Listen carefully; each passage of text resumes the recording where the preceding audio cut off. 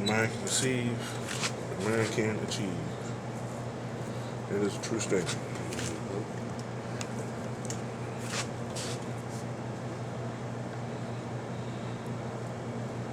So how long this shop been here? About 5 years or longer. You been here that long too? No, I've been here about 3 months. I came from a different shop. But the owner and I work together at a different shop. Okay. So I just came over here because I knew him and I knew the area. So you think this is gonna be your good fit, where you gonna be at for a minute? Oh yeah, but you know, like most stylists like traveling. Right. You know, every location I ever been, I learned.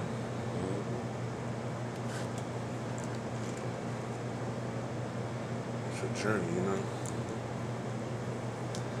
What I was gonna say was, it was called Nexus before it was called this. And Nexus. And then it was a beauty shop before it was Nexus. Spoken with a lady at the grocery store I was talking to about her hair, and she said, "Do you remember when it was this?" And I was like, "What?" I didn't even know. It was owned by the different person. Okay. Changed ownership. This particular space Right. changed ownership about 3 times. Probably wasn't as made up as this. This is very nice. Mine put some bread behind it, make it look nice like this. That's how you know when they mean business, when they serious about it. You know, just you have your interior decorating ideas, you know.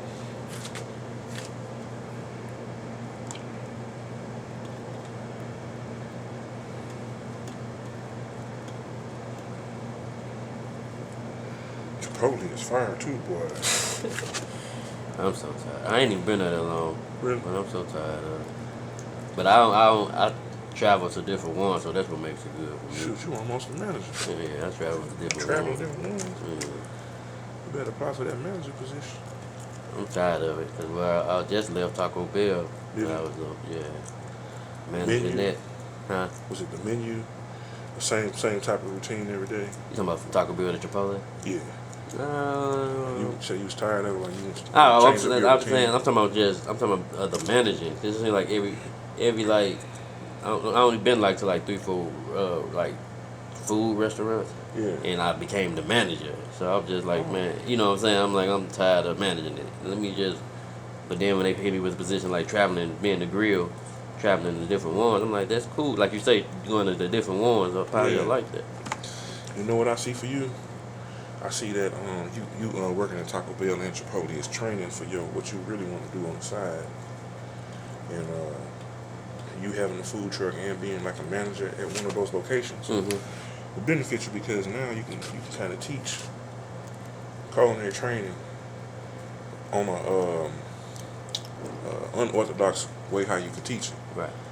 You know what I'm saying? It ain't like a traditional way you're teaching. You're teaching it like, you know, you learn the Taco Bell system, you learn the Chipotle system, and now you got your own system internally that you can show somebody. Right. You know, any young men or family members that you know that trying to make a couple dollars in some time, don't want a food truck, trying what to do. I'm surprised that ain't the route that you went, cause you know since I've been here, everything you've been saying is teaching. I'm surprised you didn't. You are not a teacher, you know. So I technically am. I just so there's a couple certifications that I need. I got 2 degrees. I've been to culinary school. Mm-hmm. I worked in a homeless shelter. I was a manager at a church inside of a homeless. Was a centenary Methodist church. Mm-hmm. We had a program feeding the homeless that was connected with Larry Rice and Operation Food Search. Mm-hmm. And I had to teach people knife skills and cooking methods and train them or kind of guide them as we would serve on the line. We had a line where we set the food out. It was like a hut style line, and we have volunteers come every day. You wouldn't know like how many would come. So like one day I might have 3. I got to use them 3 people to get the line ready and serve the people like 3 to 500 people a meal The low end I'm cooking 2, the high end I'm cooking 5. I don't know how many I'm gonna have for the day, but I gotta make enough to feed that amount, and I gotta have it, right temperature. Uh, if we run out, have something already being back up. That was interesting. As far as teaching goes, I'm working on my educator's license right now. Like if I want to go to a high school and teach, Right. I have enough credit hours to where I can probably teach like, I probably can teach like math, science, gym, or be a sub. Right. Or if it's something specialized, I got my degree in audio engineering and recording. I can probably do well in the music class, the production aspect of it, because that's another aspect of what I love to do besides her. Been doing music for over 30 years. Oh, okay. Like there's all types, Like recording and mixing and making beats and doing beat patterns and doing shows and you know. But as you were talking, go ahead, I'm listening. How old are you? 43. Okay, you look young. People say I look young, but I'm thinking, I ain't gonna lie, I'm thinking you like early 30s. My diet. Like 29, something up in there. I appreciate that. Yeah. I ain't gonna even lie to you. My diet. Been eating a lot of fruits and vegetables, and they help you maintain your years. 30 years. That baby, hold on. Let me ask, how old are you? Yeah. One of my goals while I'm here is to kind of help inspire people to get into entrepreneurship and business ownership. Because when I found out about Black Wall Street, I was excited about, when I found out about it, I was like, we had a whole Black Wall Street. And I was like, man, we need to create that in every state. Because if we are $1 trillion, our buying power is like $1 trillion collectively as a whole when they do all the numbers and tally up stuff. That's a whole lot of money. And if we are not having businesses and owning our homes and owning our cars and constantly borrowing from people instead of being a lender, where is the truth in what the Bible is saying about us being the lender and not the borrower? Black Wall Street showed me that you can be outcasted from society according to European standards, create your own economy and have the money circulate in your economy at least 10 or 15 times in your neighborhood before it leave out. So everybody can eat, have nice things, and that's how the economy is supposed to go with people that own their businesses. Like, let's say you made bread, so you got a bread shop on the corner, and I'm a meat butcher, and so I got a meat butcher right next to your bread shop. The people that come into your shop is going to get some bread, and they're going to come to my shop to get the lunch meat for the sandwiches. And the money, if the businesses are right next to each other and they're not in competition with one another, but more like in collaboration, each business can benefit off the next one. And the money can circulate like how it's supposed to. And I think that's how Black Wall Street was set up. They had black farmers, that made like different produce. Black car designers, you know what I'm saying? To make sure. Car designers? Yeah. Because like the Model T car, that was made by a brother. Like Ford didn't make that. He just borrowed the design. And I mean, that's pretty much what they did with everything. But yeah. At some point, you got to take back what the devil stole from you. Taking back is putting the power back in your hands for what your creative idea was and being able to birth it the way how God showed it to you in your mind's eye.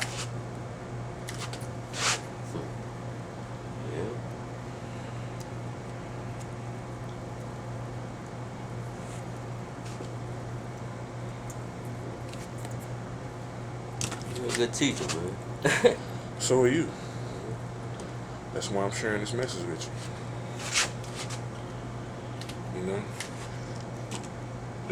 The younger men that look up to you, as soon as you open up your mouth, they listening to what you're saying. Right. Even if they not acting like it, they gonna play the hardness. They listen. it's gonna take root, and when it take root, you're gonna smile at me like, see, he doing what I told him. You gotta remember, you was young too. Yeah. And you know, when you're young, just when your mind really that sponge. Mm-hmm. You know, you gonna act like you trying to be this and that, but you heard me. Mm-hmm. I think it's funny that you ever like watch a child like mimic the elder and do the voices just like how they sound. That's how you know they heard you good. Right. You thinking they got an attitude, but then you hear you come out of them, you like, Right. yep, he Yeah, they heard you. listen. Nah, I mean, it's up to them on what they gonna do, but they listen. As long as that voice is in there and they can replay it back and forward in their own mind, they gonna eventually do it. Because they got another layer of wisdom that's echoing in their mind when somebody tell them to do something wrong. Yeah. Don't you do that, and that voice playing.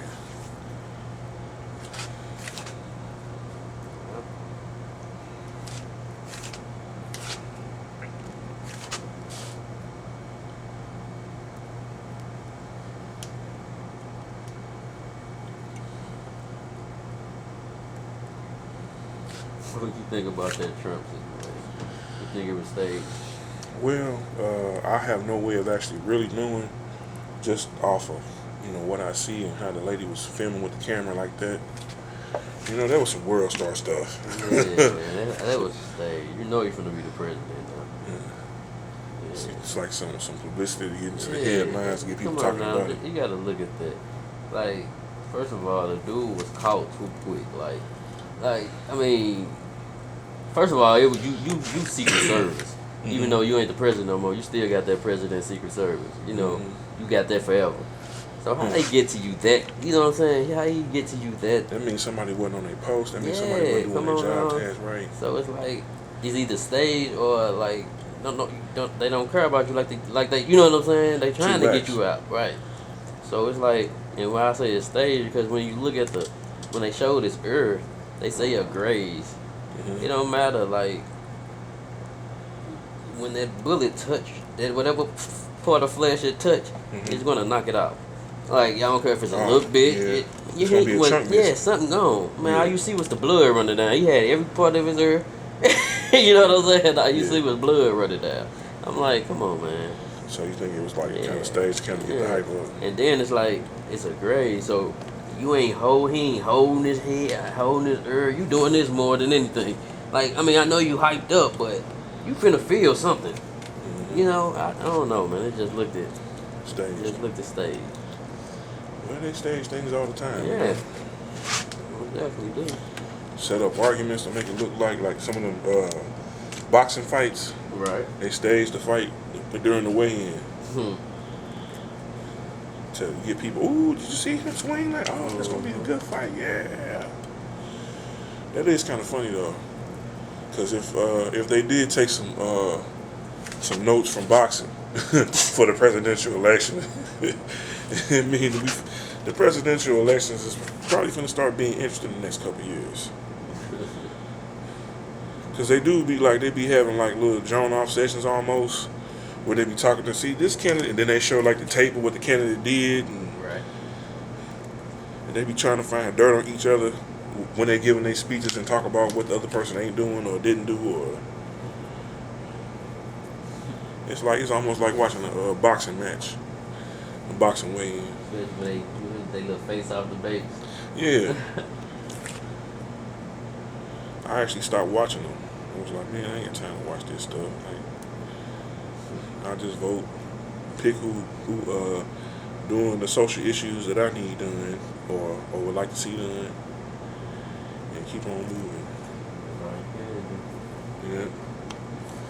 Some things is in my power, some things is out of my power. So I can only control what I can immediately affect in the right way.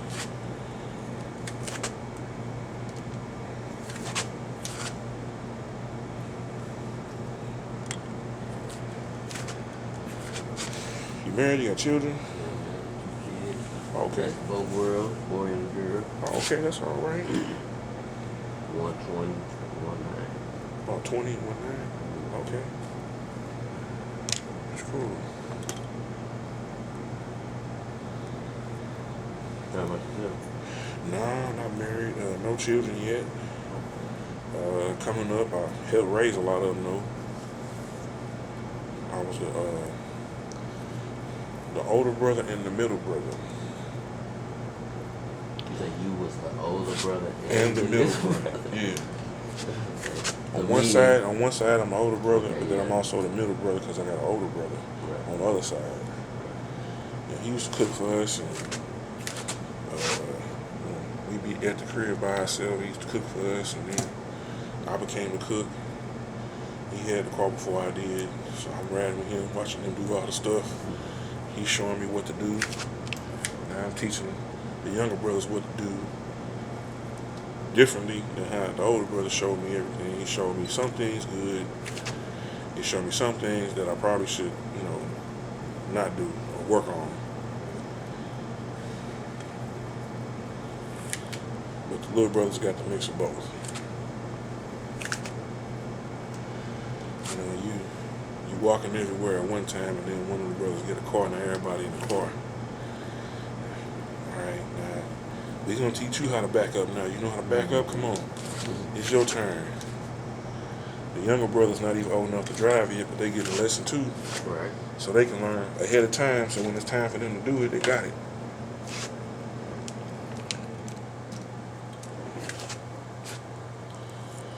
I remember doing my little cousins like that. They like 12, they ain't even old enough to drive yet. Come on, I'm gonna teach you how to drive.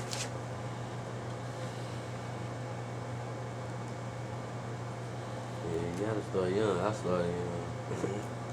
I was about 12. My mama had me pulling the car around at the restaurants, teaching me how to hold the wheel and which pedal was which, and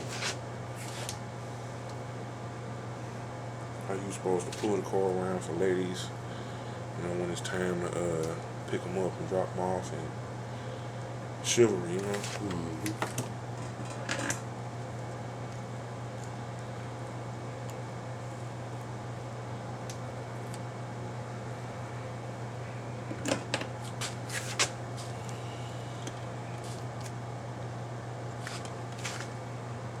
You ain't never thought about like getting your own shop? That's definitely on the forefront. It just takes some time and savings, and when you are a stylist, you just kind of work at your craft at a station or a booth, and then build out your structure.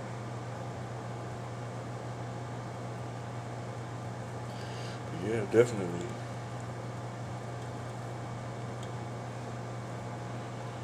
I think all stylists eventually, or all barbers and stylists eventually, want that ownership of their own, because like when you work at a booth, what you call your craft is technically your shop. You just don't have the physical building yet. Right. You're a brand.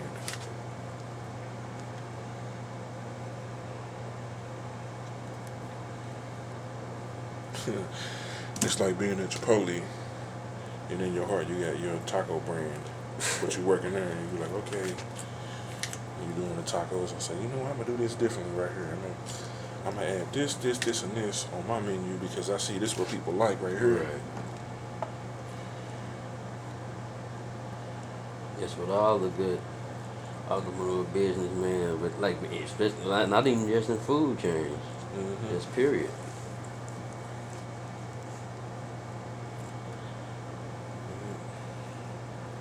I used to work at Six Flags years ago, like for my first job. My first job, I worked at the Palace. Palace. Yeah. I was a skate guard. I worked at the concession stands, like serving food and giving drinks out and candy, and was a summer camp counselor. But I also worked at Six Flags. Made like almost $10,000 a year working at Six Flags from the time they opened in February to like October. You said working at Six Flags? $10,000. From February to October. They let you work overtime. You in high school, certain, $500 on your check, that's big money. Yeah, that's no bill. Yeah.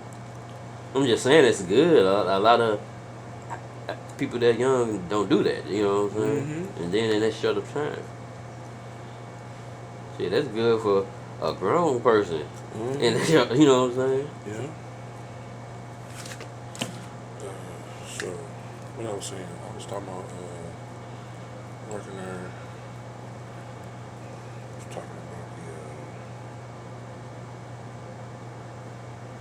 You say let the you first work job. overtime. Yeah, overtime. The reason why I was talking about that, I think I was talking about the job. What was the last thing you mentioned? Last thing I mentioned, Yeah. we jumped a Oh, whole we was lot of. talking about Taco Bell Yeah, and yeah, you had started this one. yeah. Okay, so Yeah. the tangent was Taco Bell. Like, okay, so Chipotle. Okay, shop ownership. Yeah. Um, certain jobs you work kind of help you with your brand, teaching you and showing you different things on how you want to do things.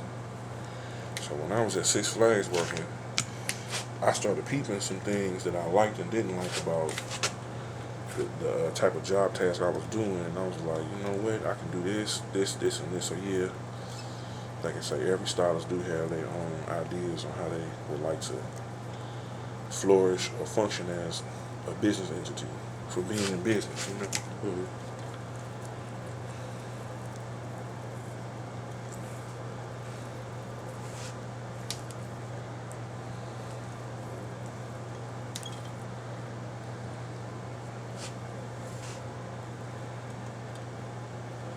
Yeah. Six Flags is a cool place to work, though. I'll tell you that. Just far. If they had one And down, then we keep cutting each other. Go ahead. if they had one downtown, Uh-huh. I think that'd be dope. They could just build one big one downtown. You know, you probably don't know, but you know that's where Disney World supposed to been at. Oh man. Yep, for the 1904 World's Fair. Nah, that's where he was planning on building it at Mm, in downtown St. Louis. mm, Walt Disney, yeah, he was mm-hmm, planning on, but it wasn't big enough. He felt like it wasn't big enough. mm. So, yeah. First place he looked at was downtown St. Louis. That's dope. Well, you can look it up. We should have something like that down here, though. Yeah. You'd bring a lot more money to the economy down there. Different melting pot of people, different jobs.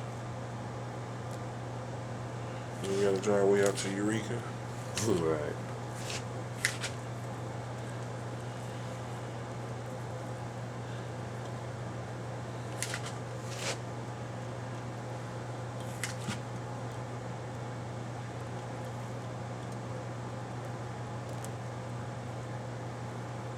And the reason why I mean, like I said, you can look it up, and the reason why I know that because my grandfather, Yeah. he owned a piece of Stop.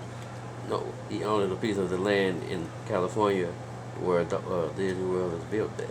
Oh, that's dope. And he sold. Guess how much he sold it for? How much? $17. Well, you know, You know, back then, yeah, that was a lot of money. You know, but yeah. Shit, if he'd have held on to it, y'all would have had a bag. Yeah, but the only thing we got for that is our name. Like when you go in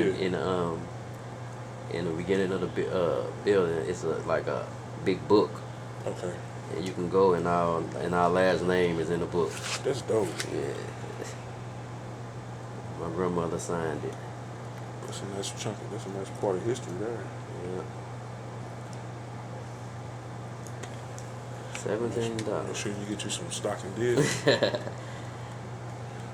And my grandfather just passed in 2015. Sorry. That was his that was his highlight. He loved telling that story. He told that story to the day he died. Mm. Yeah, go on get you some Disney stock, bro. And you tell that story, and then you got the stock in it. The stock portfolio is what's gonna help you get some of that legacy back. You know what I'm saying? Because Disney stock is worth something. Yeah.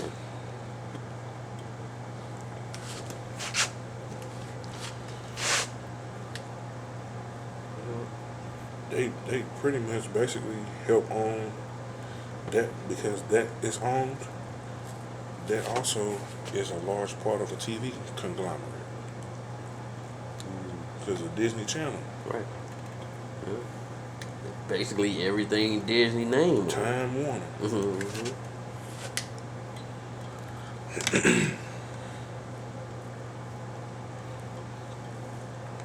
Just the price just amazes me today. $17.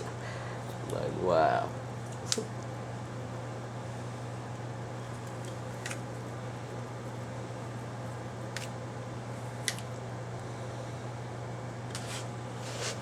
Yeah. I remember when that used to fill up a gas can and some.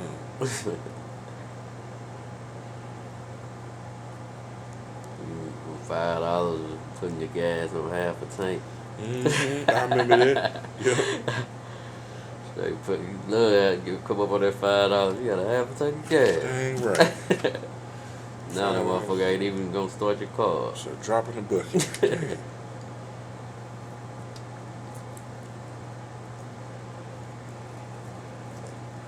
Cash out my home, grab some gas. Speaking of that, call her right quick. Check her out. Make sure she alright. She had a dentist appointment.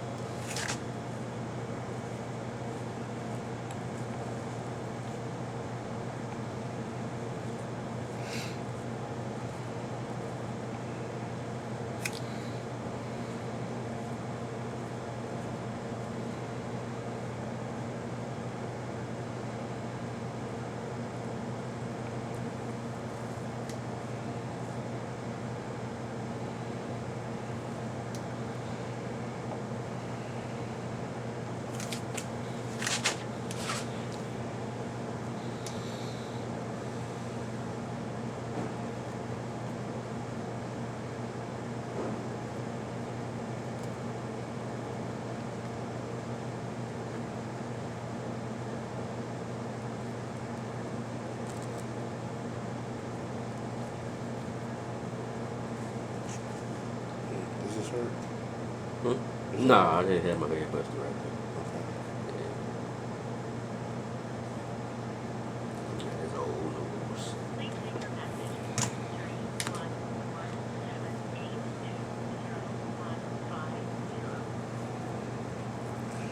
Hey, I was just tapping here to see if you need that cash out. I got $10 on the cash app I can send you for gas. Hit me back or text me and let me know something.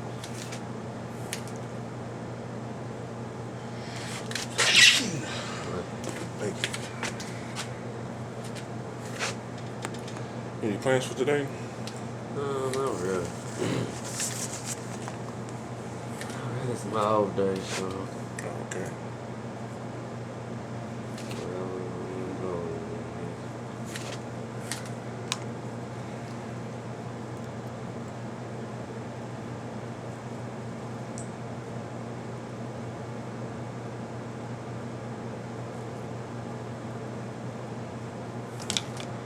Birthday this weekend, so I'm trying to get the hair did in on my holiday. Oh yeah. You double whammy. What you doing for your birthday?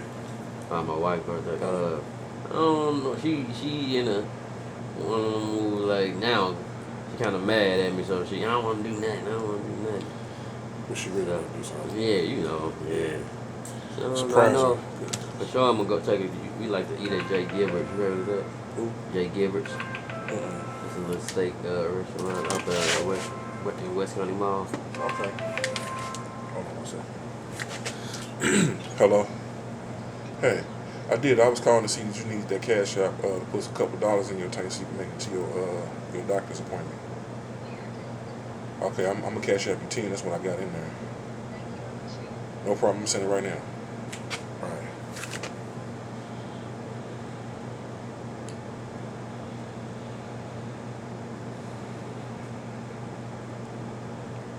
Dre Gilbert's.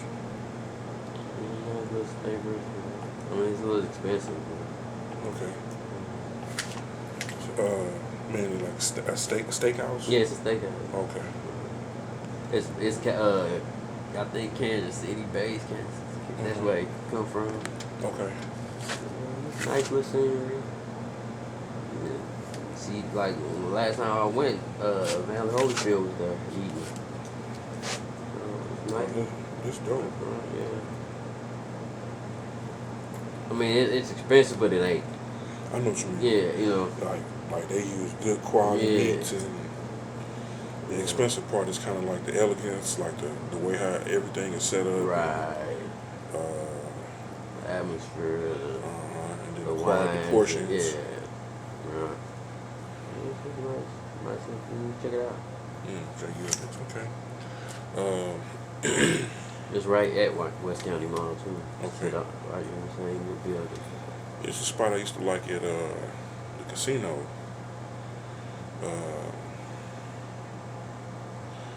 Giordano's, that's in Chicago. What is the name? It's Charlie Ghetto's. They got one on the hill and they had one at the casino. It's Italian. Real big portions of pasta. You get the chicken or the beef. Steaks with the steaks either with the mashed potatoes or with the actual potato. You know, what you put the butter in, sour cream and stuff in. You got the twice baked potatoes. Twice baked. Twice baked is like. So basically, it's like the name. You make it twice baked. Yeah, so like the method is you bake it the first time, and the inside gets soft, and then when you twice bake it, you take the stuffing out of the potato, you make it up with sour cream and chives and bacon and cheese, and then you put it back in there, and then you rebake it. Minus the like sour cream and all that. Sound pretty good. Got you. So you probably can have it, kind of get it tailored your way, right, according to what your taste buds are. But sound pretty good. Yeah. Twice baked. I had no idea about that till I tried. I was like, oh, okay. So it's like I made it up and they just baked it back in there again. Right.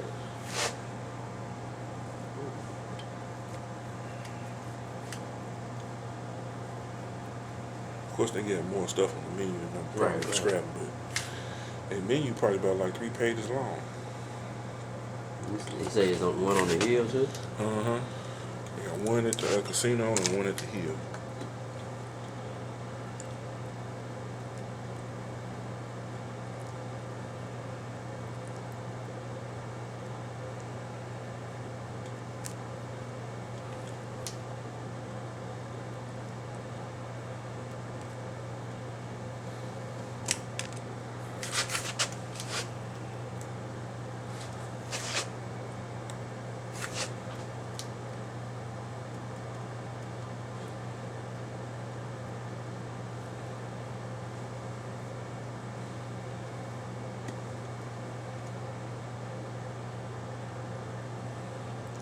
I went down to the Ozarks for my birthday.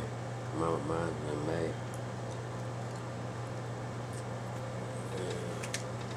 Like I said, I usually do like Memphis or Chicago. I just did something. It's basically the same amount of driving, but I didn't want to go that far. Get the Ozarks go at like 3.5. Memphis 4.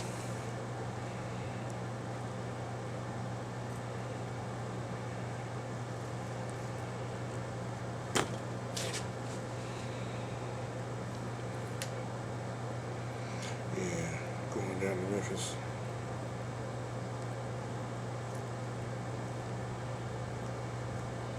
It's definitely fun. I got a homegirl down there that's a choreographer.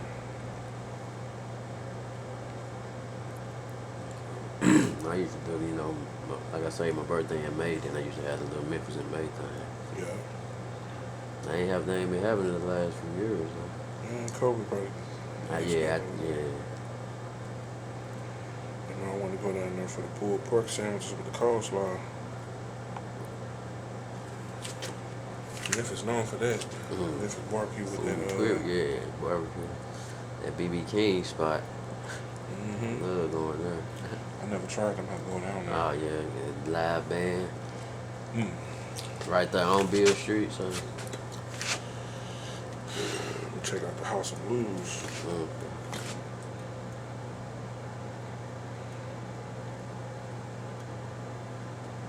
They got a Hard Rock Cafe in like every state. Yeah, you know they down there. And then you know that's kind of based. Hard Rock Cafe is kind of based over Elvis Presley. Mm-hmm. So you know that's where you that's this town now right there. Okay. Yeah, that's right. Elvis. Yeah. That's right. And I take my mom, but you know I don't know why she loves some Elvis. Elvis was dope. He just, you know, when you do the research. Yeah, that takes me off a lot of people, you know. Yeah. You can't take. I ain't saying he wasn't an entertainer. Oh yeah, yeah. Amazing entertainer. Yeah, Just, he did that. You can't like, take that from him. No, you can't, because he definitely did the songs. You gotta do it, yeah. Yeah. You can steal it, but you still gotta perform. I think that they had black writers to write for him. You know what I'm saying? Mainly his songs was black people's songs. True. The ones that he sung. Yeah. So pretty much he's doing covers. Right. And got credit for as he was all the the original. Muddy Water songs he stole and Lil Walter songs. Yeah, them people weren't lying about that. Mm-hmm. When I was little, I used to like Elvis. I thought he was cool. Because it was funny how his lip was and his hairstyle. I'm like, why he around a lot of brothers? Right. But he like the key white person is that making him like that, or he just was like that? And I found out about film and TV and stuff, and I was like, oh, okay, that's a film. Yeah. You know, he basically stole Chuck Berry whole look, everything. Mm-hmm. Walk, dance. Brought his swag. Mm-hmm. Because he, different nationalities. Oh, you. Switched it up a little bit, made it till they like it. Mm-hmm. And became the king of rock. I'm going to have to sample some Chuck Berry. Help Chuck Berry get a publishing check. Say, yep, Chuck, I still rock with you. No, he gone, so all his kids. His family. Yeah. I met his daughters. Okay. His daughters used to teach at the school I went to. They twins.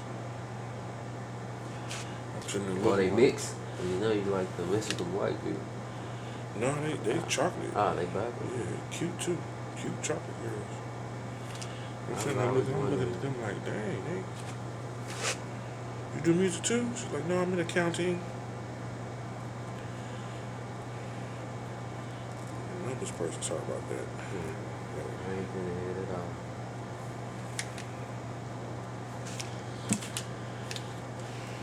Good old Chuck.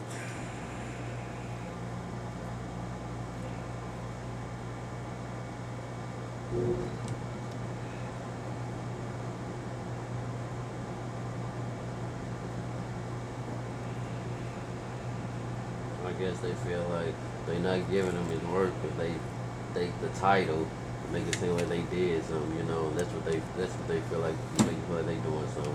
You say the king of rock, so you gonna call him the godfather of rock. No, get that man what he what he deserves. Right. Worth more than a name. Mm-hmm. The pioneer of rock. That's Little Richard. Yeah. So, well, now these people didn't. He like women now. Hmm? He like women now. Who? Little Richard. He did. Yeah, he is, but right before he passed on, he started liking women. He always went both. Oh, okay. Yeah, if you look at the biography, he always went both ways. Okay.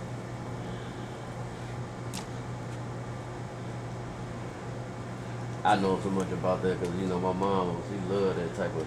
Yeah, music. Yeah. I be watching Little Richard and Heard on the Blue Notes and Johnny Taylor and Earth, Wind and Fire. My mama liked a lot of those bands too. Right. We used to watch Soul Train.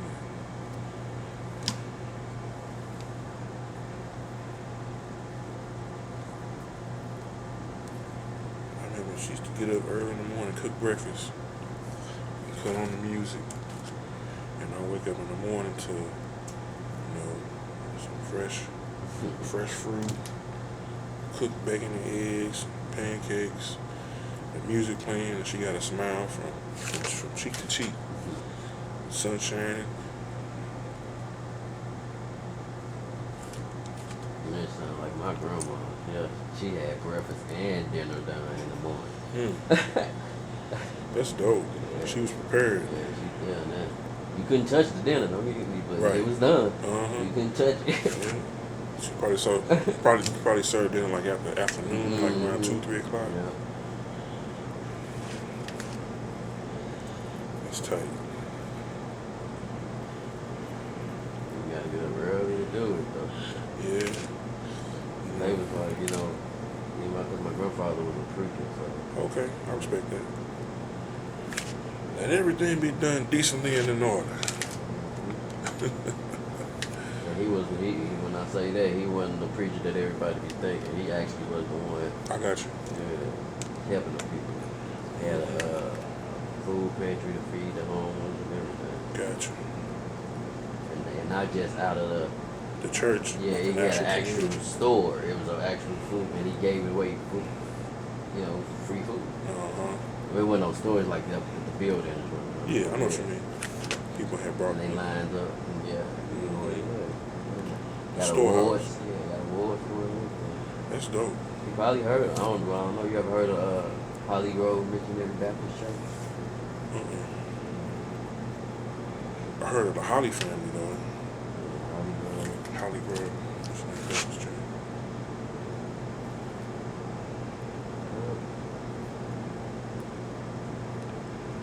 Yeah, that's dope. I like hearing good stuff like that.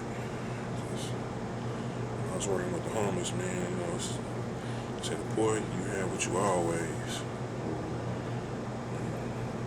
How would I take care of the birds and the fowl, or I want to take care of you being my children? Right. I heard you mention Larry Wright. Do we still? It was legislature that shut them down. Okay, I know I heard something. The lofts that was built around there, they didn't want the homeless being around a lot because of loitering and, panhandling, aggressive begging, and, they wanted to move the homeless in different parts. So that when they shut down Larry Rice, to kind of revolt, a lot of the homeless that was in the area that was being catered to from the benefits, went to the state office down there and camped out in front of the state office. And they was down there for months, and then they eventually, yellow taped it and moved them, and then they moved over to the city building right next door and camped there, and then the same behavior, tents, and they called it Tent City. Right. They moved them from over there at the park, over there across the street from the state offices. They call that Hobo Park because, the homeless like chilling, sitting there, but it used to be called another name, but they called it Hobo Park. They eventually just moved them away from all the parks down there and don't want them really congregating too much after hours. And then they eventually moved them to the area right there before the highway when you're getting off at the Tucker exit. You see a bunch of tents right there. It's like a campground. Right under the little bridge, but. Yeah, it's kind of under the bridge, but it's not under the bridge. It's like more so on the highway, on a large plot of land. I'm gonna make my way over there and kind of get some food out. Try to connect with them at least once a month. Go down there and drop some food off, and some clothes, something like that. Just to help me remember. You know what I'm saying? I believe when you help others, God help you. Right. And as a reminder of my lowest point of where I don't want to be, I go over there and help people out of their position. Just with a warm meal and some food, some clothes. 'Cause I'll never forget what that's like. You know what I'm saying? Right.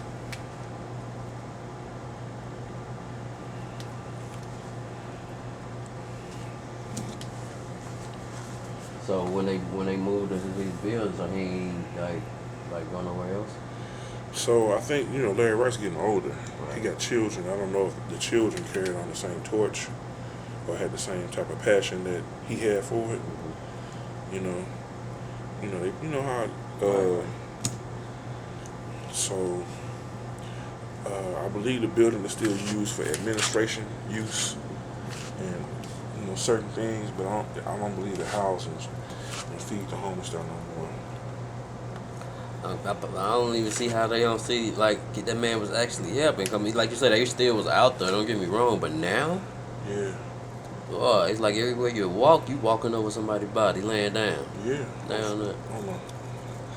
Yeah, Like, they probably just tired of life and go ahead and lay down right there. You know, sometimes life will try to beat you down.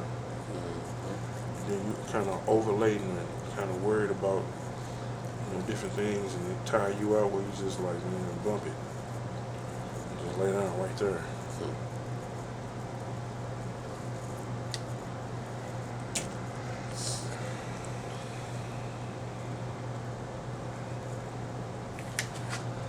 Um, but I really do believe there was a political move for them to shut it down so the loss can be built. always something. Reason for something.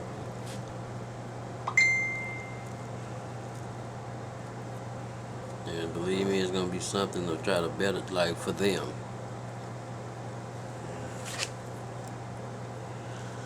I think the state of being homeless has changed quite a bit though, because before it was Yeah. Don't get a me lot of it wrong. was just people down on their luck, just needed a job and a boost and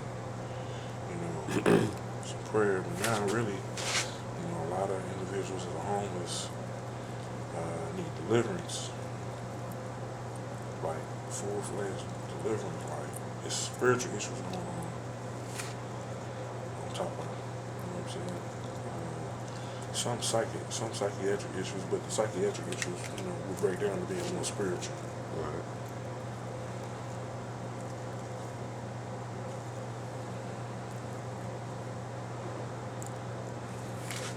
And I think like that's the aspect that people that don't have compassion for that, like, was, pretty much like, what I mean? You get what I'm saying? Yeah,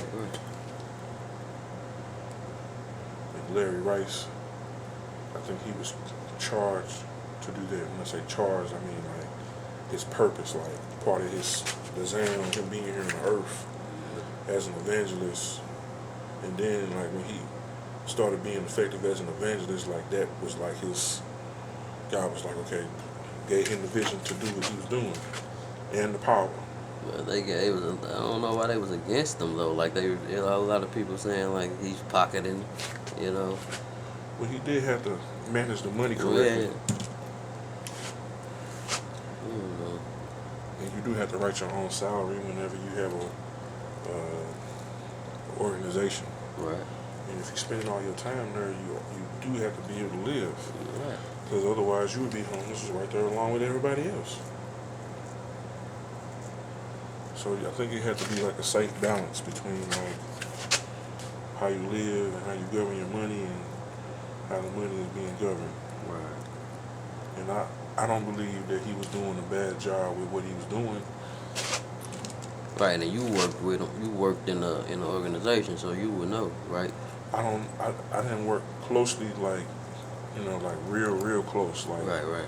you know what I'm just saying? saying, just like was in that field with him, so Yeah. you knew how it was more like me on the outside looking in.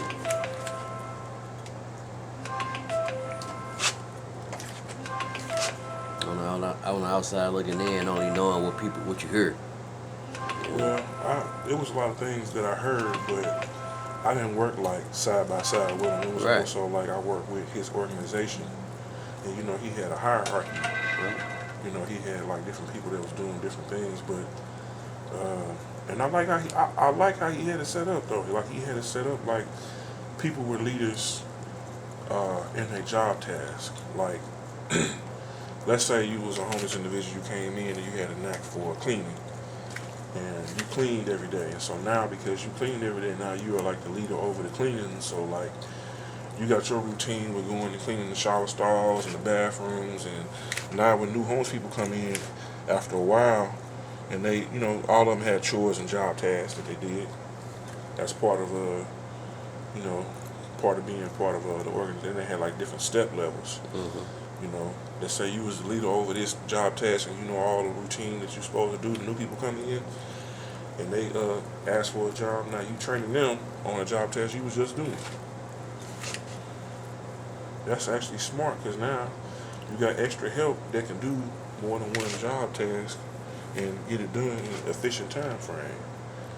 The brother was very intelligent as far as with the human resources, because the greatest resource in the world is humans, and humans with a skill set. And when you know how to talk to people and you know how to evoke leadership, you can get a lot of things done without money. And I believe he was very valuable with getting things done without having the dollar bills right there. This is the need, this is what we need, this is what we need to do. Who knows how to do this? Okay, come over here. Who knows how to do this? Okay, you go over there. Come with me, we're going to do this and get it done.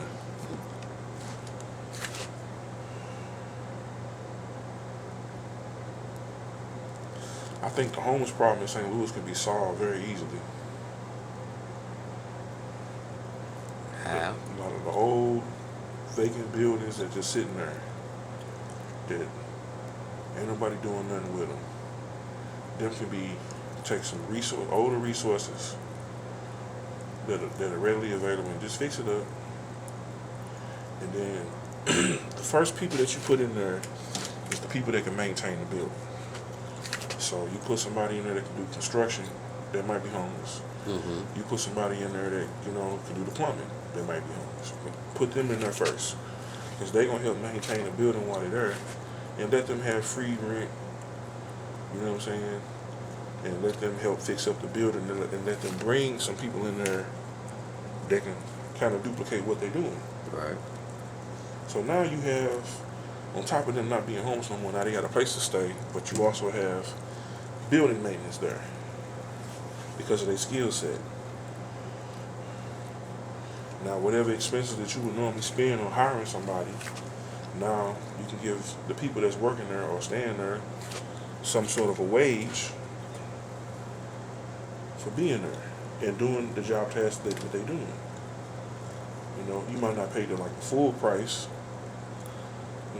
but they're able to make a wage from doing it, and they stand there. So eventually, they don't have to stay there because they have enough money to support themselves over a period of time. You get what I'm saying? Right. And the people that they train now can do the same type of routine.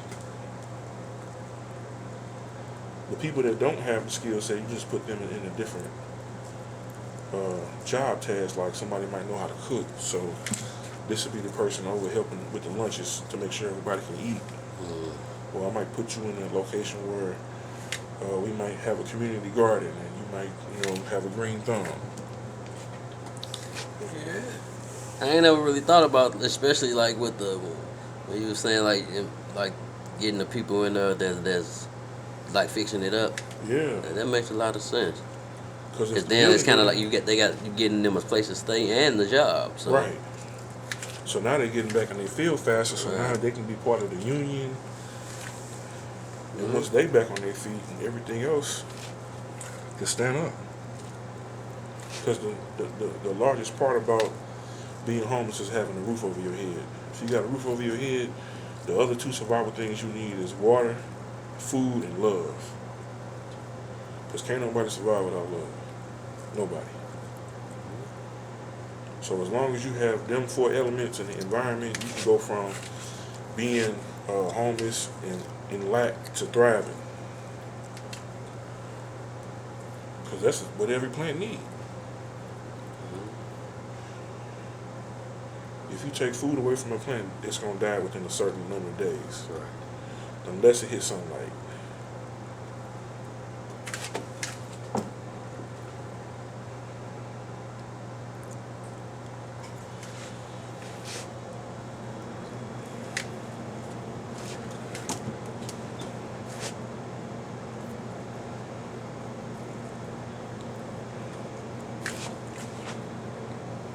Good, a nice little pace too.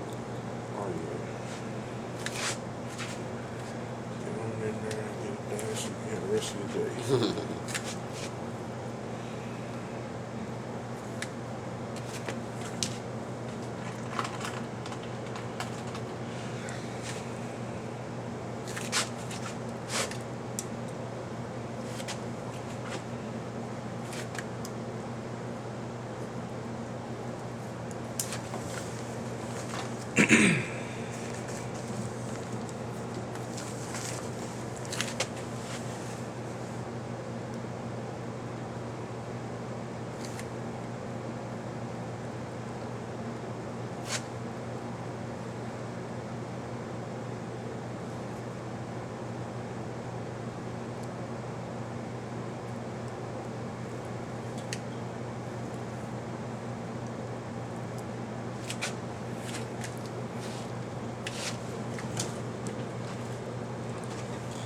Morning. Front All right. door. I'm well. How are you? What Good. can I do for you?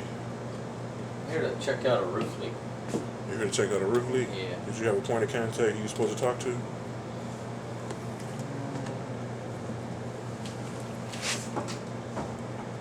What's your name? Keegan. Keegan. How you doing, Keegan? Good.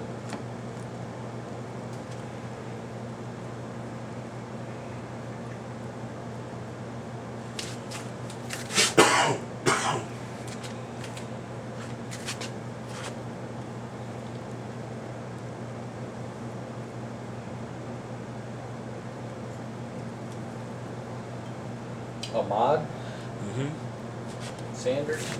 Yeah. Did you have his contact number by any chance? Or was there a certain time frame you guys were supposed to meet? Yeah, they said 10:30. 10:30. Yeah, I got his number here. I'll give him a shot. Okay.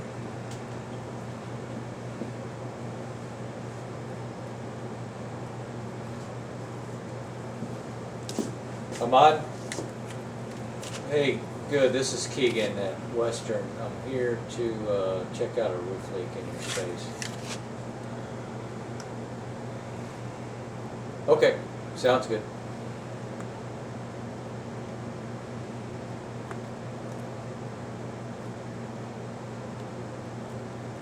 Okay, all right, I can check that out too. Yeah, I'm inside right now. Okay, see you then.